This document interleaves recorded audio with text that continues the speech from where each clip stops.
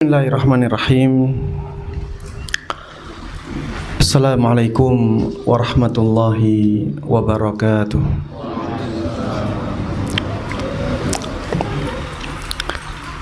Innal hamdalillah nahmaduhu wa nasta'inuhu wa nastaghfiruh wa na'udzu billahi min shururi anfusina wa min sayyiati a'malina. Man yahdihillahu fala mudilla lahu wa man yudlil fala hadiya lahu. Wa asyhadu an la ilaha illallah wahdahu la syarika lahu wa asyhadu anna Muhammadan abduhu wa rasuluh. Ya ayyuhalladzina amanu ittaqullaha haqqa tuqatih wa la tamutunna illa wa antum muslimun. Ya ayyuhan nas ittaqu rabbakum alladhi khalaqakum min nafsin wahidah wa khalaqa minha zawjaha wa batha minhuma rijalan katsiran wa nisaa'a wattaqullaha alladzi tasaaluna bihi wal arham innallaha kana 'alaikum raqiba. Ya ayyuhalladzina amanu ittaqullaha wa qulu qawlan sadida yuslih lakum a'malakum wa yaghfir lakum dhunubakum wa man yuti'illaha wa rasulahu faqad faza fawzan 'azima. Amma ba'd, fa inna asdaqal hadithi kitabullah wa khairal huda huda Muhammadin sallallahu alaihi wasallam wa syarral umuri muhdatsatuha fa inna kulla muhdatsatin bid'ah wa kulla bid'atin dhalalah wa kulla dhalalatin finnar. Ikhwati wa akhwati fillah, jamaah sekalian, a'azzani Allah wa iyyakum. Semoga Allah subhanahu wa ta'ala memberikan kepada kita semuanya kemuliaan dan kekuatan. Alhamdulillah, pada kesempatan yang berbahagia ini kita bisa berkumpul di rumah Allah yang terlihat sederhana ini.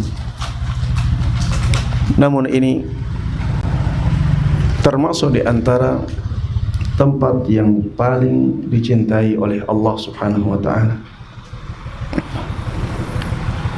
Ahabbul biladi ila Allah masajiduha.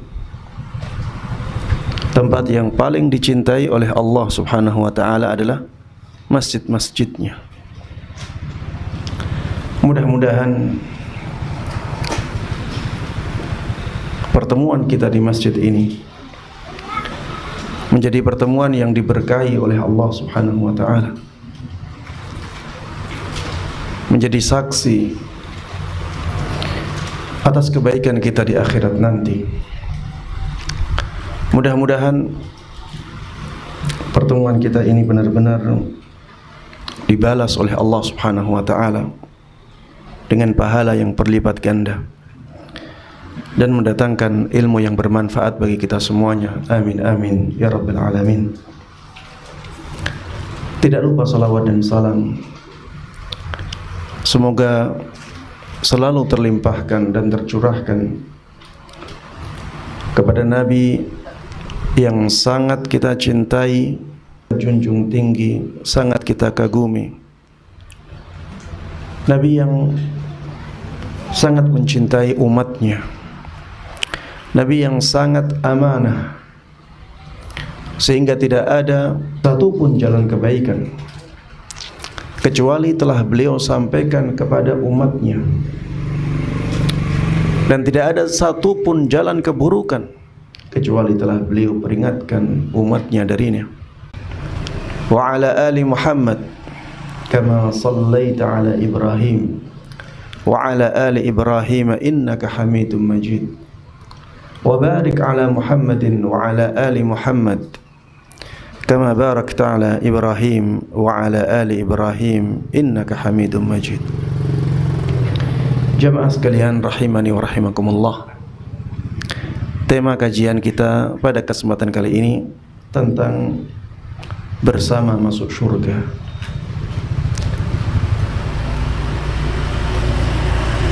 Kehidupan kita di dunia ini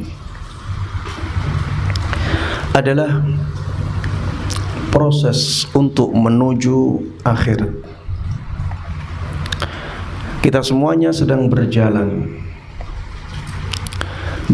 menuju ke akhirat, dan nantinya hanya ada dua kemungkinan ke surga Allah Subhanahu wa ta'ala. Semoga kita semuanya sampai ke sana. Dan kemungkinan ke neraka Allah Subhanahu wa ta'ala, na'udzubillahi min dzalik. Oleh karenanya jamaah sekalian rahimani wa rahimakumullah, kita harus mempersiapkan akhirat kita. Kita harus mempersiapkan tujuan akhir kita. Ketika kita hidup berkeluarga, ada seorang ayah, ada seorang ibu, ada seorang anak, maka berusahalah menjadikan keluarga ini keluarga yang bisa bersama-sama masuk surga Allah Subhanahu wa ta'ala. Jadikanlah rumah kita sebagai surga Allah sebelum ke surga Allah di akhirat nanti, dengan amal-amal kebaikan yang bisa kita lakukan secara bersama-sama di dalam keluarga tersebut. Tentunya ini membutuhkan perjuangan yang berat, membutuhkan perjuangan yang besar untuk membangun keluarga yang bisa bersama-sama menuju surga Allah Subhanahu wa ta'ala. Namun bukan berarti itu tidak mungkin untuk kita lakukan. Kita diberikan kekuatan oleh Allah Subhanahu wa ta'ala untuk bisa bersama-sama masuk surganya. Allah Subhanahu wa ta'ala di dalam Al-Quran di surat At-Tur berfirman, walladzina amanu wattaba'athum dzurriyyatuhum biiman alhaqna bihim dzurriyyatahum. Orang-orang yang beriman dan anak keturunannya mengikuti mereka dalam keimanan mereka, maka Allah Subhanahu wa ta'ala akan mengumpulkan mereka di surganya. Di dalam ayat ini kita bisa mengambil kesimpulan, kalau kita ingin bersama-sama masuk surga bersama keluarga kita, maka kita harus beriman. Satu keluarga itu harus beriman. Tentunya penjabaran iman ini sangat luas, karena kata Rasulullah sallallahu alaihi wasallam, al-imanu bid'un wa sab'una syu'bah. Iman itu ada 70 sekian cabang. Fa'a'laha qawlu la ilaha illallah. Cabang yang paling tinggi adalah ucapan la ilaha illallah. Wa adnaha imatatul adha 'anit tariq. Sedangkan cabang yang paling rendahnya adalah menyingkirkan gangguan dari jalan. wal haya'u syu'batun min syu'abil iman. Dan rasa malu adalah salah satu dari cabang keimanan. Dengan iman ini yang banyak sekali cabangnya, kita akan bisa bersama-sama masuk surga Allah Subhanahu wa ta'ala. Jamaah sekalian rahimani wa rahimakumullah, ada banyak hal yang bisa kita usahakan di dalam keluarga kita agar kita bisa masuk surga bersama. Di antaranya, yang pertama, hidupkan rumah kita dengan bacaan Al-Quran. Menghidupkan rumah dengan bacaan Al-Quran dengan bersama-sama. Bukan bersama-sama, bukan harus bersama dalam waktunya, tapi semuanya menghidupkan rumah dengan Al-Quran. Seorang ayah harus punya semangat untuk membaca Al-Quran di rumahnya. Seorang ibu juga demikian, harus punya semangat menghidupkan rumah dengan Al-Quran. Dan anak juga demikian. Orang tua harus mengarahkan anaknya untuk menghidupkan rumah dengan Al-Quran. Rasulullah sallallahu alaihi wasallam dahulu pernah bersabda, "Mathalul baitil ladzi yuzkarullahu fihi wal baitil ladzi la yuzkarullahu fihi mathalul hayy wal mayyit." Hadis diriwayatkan oleh Imam Muslim dalam kitab sahihnya. Perumpamaan rumah yang di dalamnya dilakukan zikir kepada Allah Subhanahu wa ta'ala, dan rumah yang di dalamnya tidak ada zikir kepada Allah Subhanahu wa ta'ala, itu seperti perumpamaan antara orang yang hidup dengan orang yang mati, tentram. Itulah rumah yang mati, seperti orang yang mati. Kalau kita berada di dekat orang yang mati, apakah kita akan bahagia? Yang ada takut, ada kekhawatiran, ada kegelisahan, ada kesedihan. Seperti itulah rumah yang tidak ada zikir kepada Allah di dalamnya. Dan termasuk di antara zikir yang sangat mulia adalah membaca Al-Quran. Maka hidupkan rumah dengan zikir kepada Allah Subhanahu wa ta'ala, terutama bacaan Al-Quran. Di dalam hadis yang lain, Rasulullah sallallahu alaihi wasallam bersabda, "La taj'alu buyutakum maqabir, fa inna asy-syaitana yanfiru minal baitil ladzi tuqra'u fihi suratul Baqarah." Jangan jadikan rumah kalian seperti kuburan, karena syaitan akan lari dari rumah yang dibacakan surat Al-Baqarah di dalamnya. Jemaah sekalian rahimani rahimakumullah, apa yang kita fahami dari hadis ini? Yang kita fahami dari hadis ini bahwa rumah yang tidak dibacakan Al-Quran di dalamnya itu seperti kuburan, tidak membahagiakan, tidak menenteramkan. Sedangkan rumah yang di dalamnya dibaca, "Ja'alu min salatikum fi buyutikum wa la taj'aluha qubura." Jadikan sebagian dari salat-salat kalian itu di rumah kalian. Ini pesan Rasulullah sallallahu alaihi wasallam. Jadikan sebagian dari salat-salat kalian itu di rumah kalian. Maksudnya salat-salat sunnah. Jadikan rumah-rumah kalian seperti kuburan. Ini juga sama dengan hadis yang tadi. Hadis yang tadi tentang bacaan Al-Quran, sekarang tentang salat.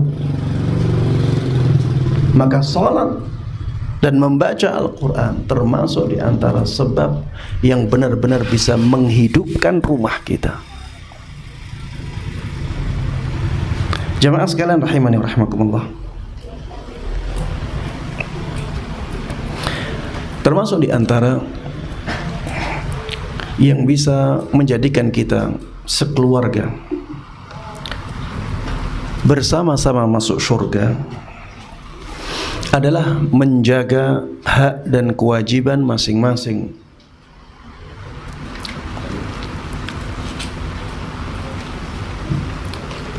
Menjaga hak dan kewajiban masing-masing. Semua anggota keluarga itu punya hak. Mereka juga punya kewajiban. Orang tua punya hak. Anak juga punya hak. Orang tua punya kewajiban. Anak juga punya kewajiban. Seorang ayah punya hak. Seorang ibu punya hak. Seorang ayah punya kewajiban. Seorang ibu juga punya kewajiban. Maka anggota keluarga ini harus bekerja sama untuk menjaga hak dan kewajiban masing-masing agar bisa bersama-sama masuk surga Allah Subhanahu wa ta'ala. Jangan sampai kita menjadi orang yang digambarkan di dalam Al-Quran, yauma yafirrul mar'u min akhihi wa ummihi wa abihi wa sahibatihi wa banihi. Kata Allah Subhanahu wa ta'ala, di hari itu ada orang yang lari dari saudaranya. Kenapa lari dari saudaranya? Karena dia dahulu menzalimi saudaranya. Dan bentuk kezaliman itu banyak sekali. Wa ummihi wa abihi. Ada orang yang lari dari ibunya, lari dari ayahnya. Kenapa? Karena dia menzalimi ibunya, dia menzalimi ayahnya. Wa sahibatihi wa bani. Ada orang yang lari dari istrinya, subhanallah. Dan ada orang yang lari dari anak-anaknya. Kenapa? Karena dia menzalimi istrinya, maka dia lari dari istrinya. Dia takut dituntut oleh istrinya. Ada orang yang lari dari anaknya sendiri karena dia menzalimi anaknya sendiri. Dia takut anaknya menuntut dia, tapi ketakutan itu dan usaha dia untuk lari sia-sia. Tidak akan bisa lari dia.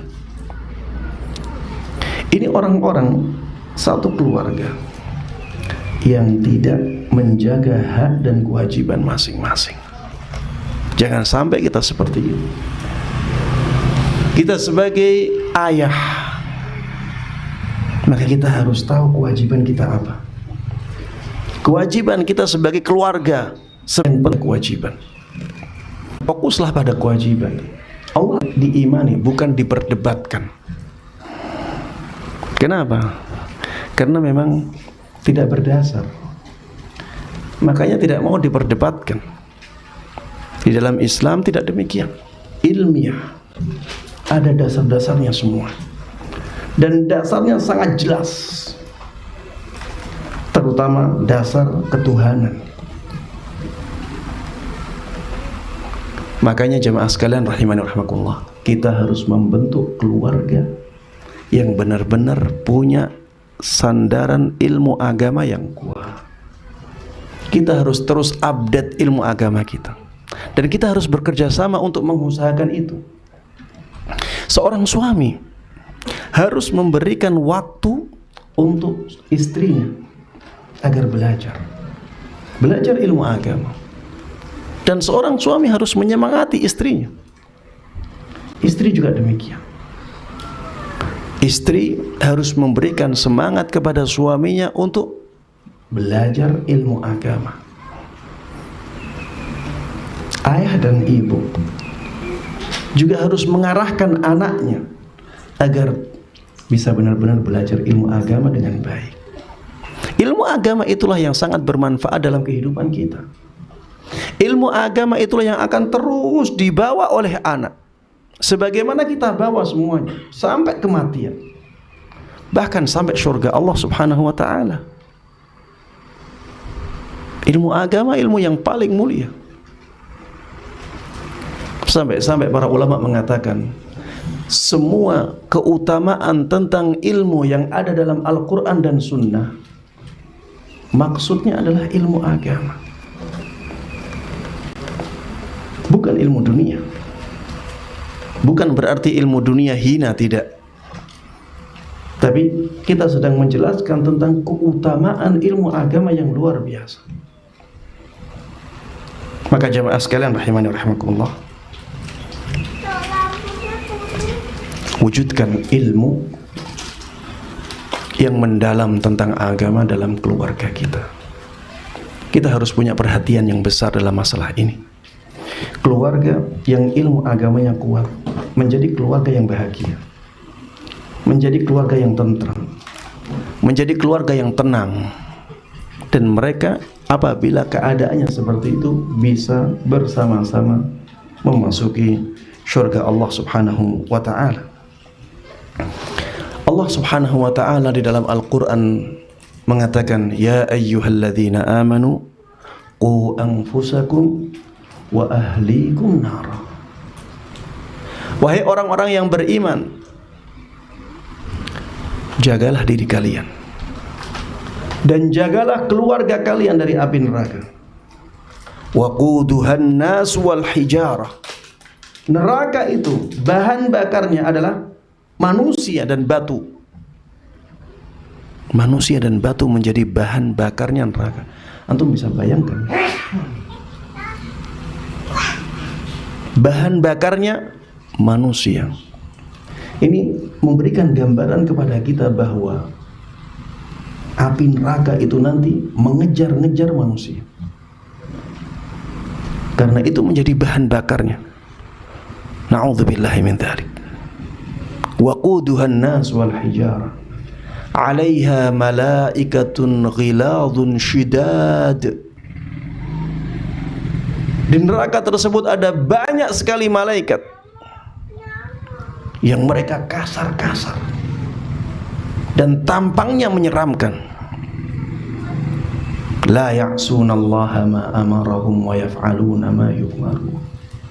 Malaikat-malaikat yang ada di neraka tersebut tidak akan membangkang dari perintah Allah Subhanahu wa ta'ala, dan mereka akan melakukan apapun yang diperintahkan oleh Allah Subhanahu wa ta'ala. Jemaah sekalian rahimani rahimakumullah, selamatkan diri kita dan keluarga kita dari api neraka ini. Kata sahabat Ali ibn Abi Thalib, yang dimaksud dengan jagalah keluarga, jagalah diri dan keluarga kita dari api neraka adalah dengan mengajarkan kepada mereka ilmu dan adab. Menjaga keluarga dari api neraka, kata sahabat Ali ibn Abi Thalib radhiyallahu taala anhu, adalah dengan mengajari mereka ilmu, pengetahuan tentang agama, dan mengajari mereka adab, yaitu akhlak yang mulia. Dan ini dua aspek yang sangat penting pada manusia. Kalau keluarga kita punya ilmu agama yang baik dan adab mereka mulia, maka mereka akan menjadi orang-orang yang benar-benar dimuliakan oleh Allah Subhanahu wa ta'ala. Mereka benar-benar akan diselamatkan oleh Allah Subhanahu wa ta'ala dan dibahagiakan di dunia dan di akhirat. Jemaah sekalian rahimani wa rahimakumullah,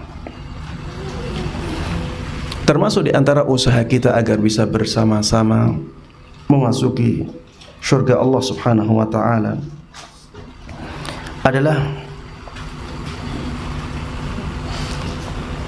dengan menghargai kebaikan keluarga, kebaikan anggota keluarga masing-masing. Menghargai kebaikan yang ada di keluarga kita. Kalau anaknya melakukan kebaikan, puji, kasih hadiah. Kalau suaminya melakukan kebaikan, puji, ya. Istri-istri melihat suaminya melakukan kebaikan, kasih pujian. Itu pula suami melihat istrinya melakukan kebaikan, puji, hargai kebaikan itu. Kalau perlu kasih hadiah. Agar apa? Agar kebaikan tumbuh, berkembang di dalam masyarakat terkecil ini, di dalam keluarga kita.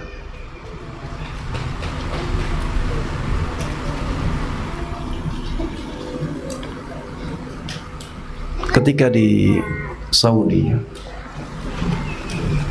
saya melihat ada kebiasaan yang sangat positif di negara tersebut dalam sebuah keluarga. Saya sering melihat orang tua memuji anaknya dengan setinggi-tingginya, padahal yang dilakukan biasa saja.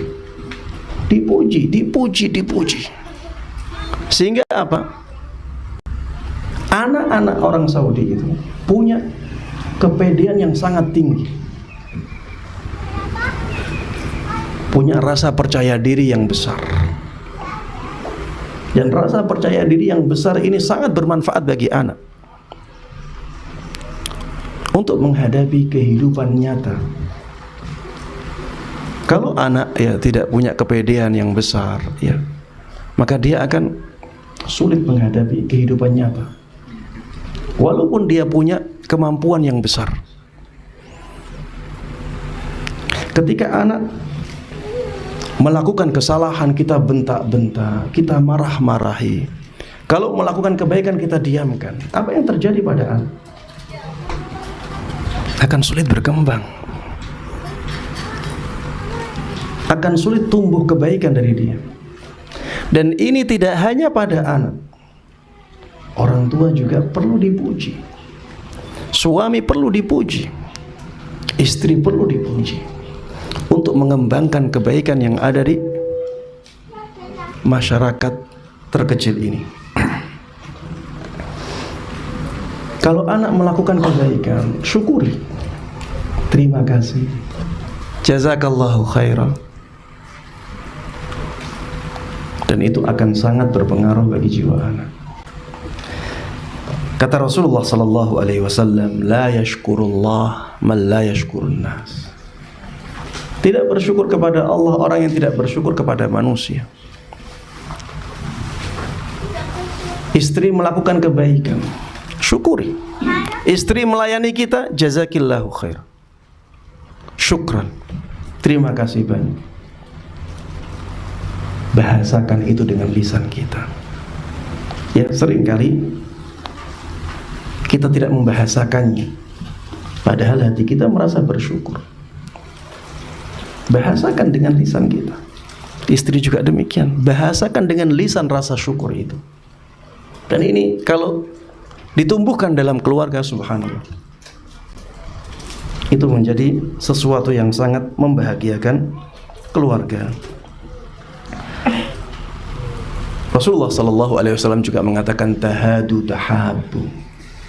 Salinglah memberikan hadiah, niscaya kalian akan saling mencintai. Ini juga berlaku antara suami istri, antara ayah dan anak, antara ibu dan anak. Berlaku ini. Jangan sampai kita hanya menerapkan hadis-hadis yang seperti ini kepada orang lain. Keluarga kita juga berlaku hadis-hadis seperti ini. Anak melakukan atau mewujudkan prestasi yang menurut kita bagus, kasih hadiah. Begitu pula istri, kasih hadiah. Begitu pula suami, kasih hadiah. Baik, jemaah sekalian rahimani wa rahimakumullah, di antara yang bisa kita usahakan agar keluarga bisa masuk surga bersama adalah saling mendoakan. Saling mendoakan. Ini kerjasama yang sangat baik dalam sebuah keluarga. Kita harus memberikan pesan ini kepada setiap anggota keluarga kita. Sebagai kepala keluarga, sampaikan kepada istri, saya membutuhkan doamu. Doa apa saja?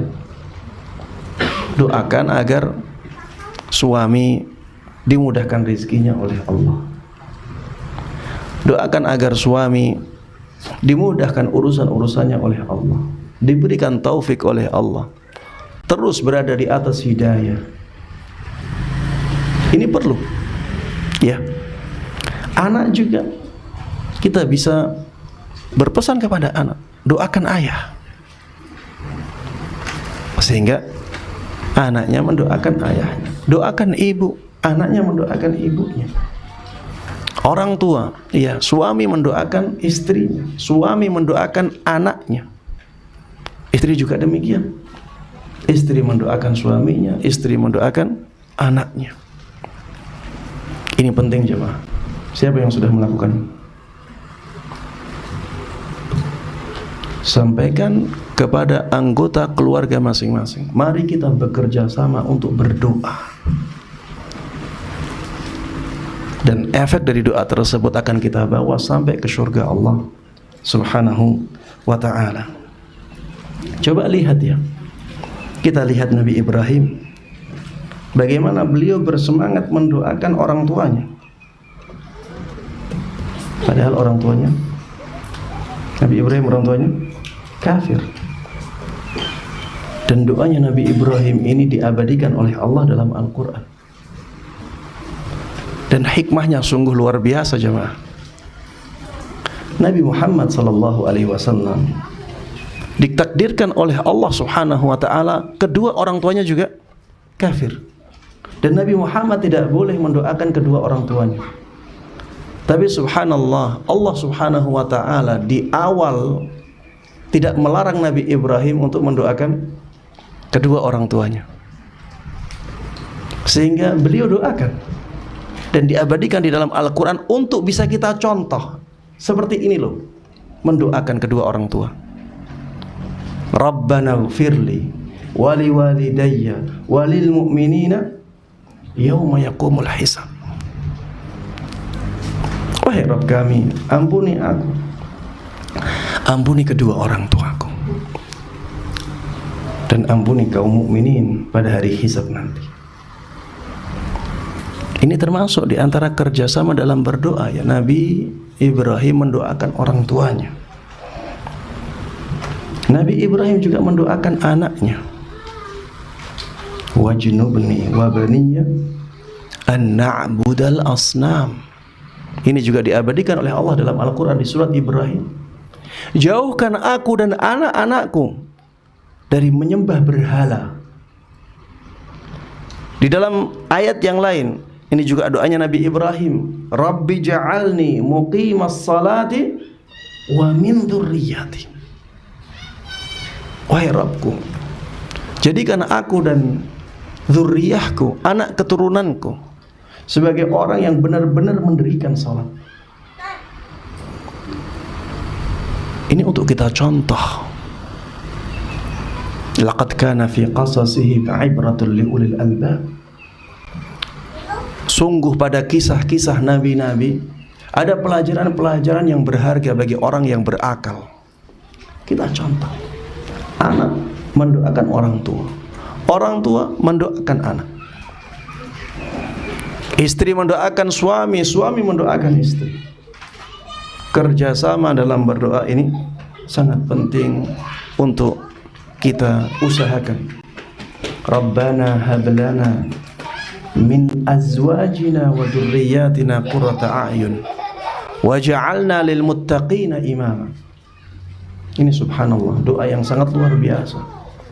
Istri bisa berdoa dengan doa ini, suami bisa berdoa dengan doa ini. Rabbana hablana, wahai Rabb kami, berikan kepada kami min azwajina, dari pasangan-pasangan kami, wa dzurriyyatina, dan keturunan-keturunan kami, qurrata a'yun, sesuatu yang membahagiakan hati kami, waj'alna lil muttaqina imama, dan jadikan kami semuanya sekeluarga, jadikan kami semuanya sebagai imam, sebagai pemimpin bagi orang-orang yang bertakwa. Mendoakan agar keluarga ini menjadi orang-orang yang mulia. Kemudian jemaah sekalian rahimani wa rahimakumullah, keluarga tidak akan luput dari masalah. Kadang anak melakukan kesalahan kepada orang tua. Seringkali suami melakukan kesalahan kepada istri. Seringkali istri melakukan kesalahan kepada suami. Seringkali orang tua melakukan kesalahan kepada anaknya. Ini biasa. Kullu bani Adam khata'. Semua anak Adam itu banyak salahnya. Dan yang ada di keluarga kita semuanya manusia. Jangan sampai kesalahan-kesalahan ini menjerumuskan kita sekeluarga ke neraka Allah Subhanahu wa taala. Na'udzubillahi min dzalik. Tapi jadikan kesalahan-kesalahan ini sebagai ladang pahala yang menjadikan kita bisa meraih surga Allah Subhanahu wa taala. Bagaimana menjadikannya sebagai ladang pahala? Jadilah orang yang pemaaf. Sebagai orang tua, jadilah pemaaf untuk anaknya. Sebagai anak, jadilah pemaaf untuk orang tuanya. Sebagai seorang suami, jadilah pemaaf untuk istri. Sebagai seorang istri, jadilah pemaaf untuk suami. Ketika kita memaafkan orang lain, siapapun dia, maka kita akan diberikan pahala yang sangat agung dari Allah Subhanahu wa taala. Bukankah Allah mengatakan di dalam surat Asy-Syura, "Faman 'afa wa aslaha fa ajruhu 'ala Allah." Maka barang siapa yang memaafkan dan memperbaiki hubungannya, maka pahalanya kembali kepada Allah. Pahalanya tergantung Allah yang menentukannya. Fa ajruhu 'ala Allah. Tidak disebutkan pahalanya untuk memberikan penjelasan kepada kita bahwa pahalanya itu sangat besar. Jadikan kesalahan orang lain sebagai ladang pahala kita. Karena dengan memaafkannya kita akan mendapatkan pahala yang sangat agung.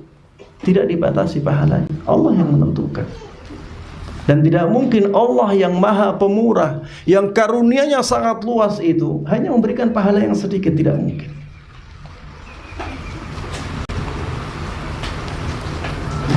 Coba bayangkan ketika satu keluarga punya sikap mudah memaafkan kesalahan orang lain. Betapa indahnya keluarga itu. Semuanya saling memaklumi. Orang tua juga manusia. Suami juga manusia, anak juga manusia, istri juga manusia. Kalau setiap anggota keluarga ini memahami hal ini, keluarga akan menjadi akur. Sebagaimana kita ingin dimaafkan orang lain, maka kita harusnya mudah memaafkan orang lain. La yu'minu ahadukum hatta yuhibba li akhihi ma yuhibbu li nafsihi. Tidak sempurna iman salah seorang dari kalian sampai dia mencintai untuk dirinya, untuk saudaranya, sampai dia mencintai untuk saudaranya apa yang dia cintai untuk dirinya. Kalau kita ingin dimaafkan oleh orang lain, lakukan hal itu kepada orang lain. Kita ingin dimaafkan oleh istri kita, lakukan itu untuk istri kita. Kita ingin dimaafkan oleh anak kita, lakukan itu untuk anak kita. Istri ingin mudah dimaafkan oleh suaminya, lakukan itu untuk suaminya. Anak ingin mudah dimaafkan oleh orang tuanya, lakukan itu untuk orang tua. Jemaah sekalian rahimani wa rahimakumullah. Ketika ada masalah dalam keluarga, jangan saling menyalahkan, tapi bekerja samalah untuk mencari solusi. Jangan fokus kita adalah melihat atau menentukan siapa yang bersalah. Bisa jadi yang salah keluarga sama-sama, semuanya salah. Bisa jadi seperti itu. Karena keluarga itu satu kesatuan yang saling berhubungan. Bisa jadi anak melakukan kesalahan kepada orang lain, tapi karena masalah dia di keluarga. Bisa jadi. Maka ketika keluarga menghadapi masalah, anak menghadapi masalah, istri menghadapi masalah, suami menghadapi masalah, cari solusinya. Jangan saling menyalahkan. Karena kalau kita saling menyalahkan, masalah tidak selesai. Dan hubungan antara anggota keluarga juga menjadi tidak baik. Baik jemaah sekalian rahimani wa rahimakumullah. Yang terakhir, agar keluarga kita benar-benar menjadi keluarga yang mulia, menjadi keluarga yang beriman, menjadi keluarga yang bisa langgeng sampai surga Allah Subhanahu wa taala.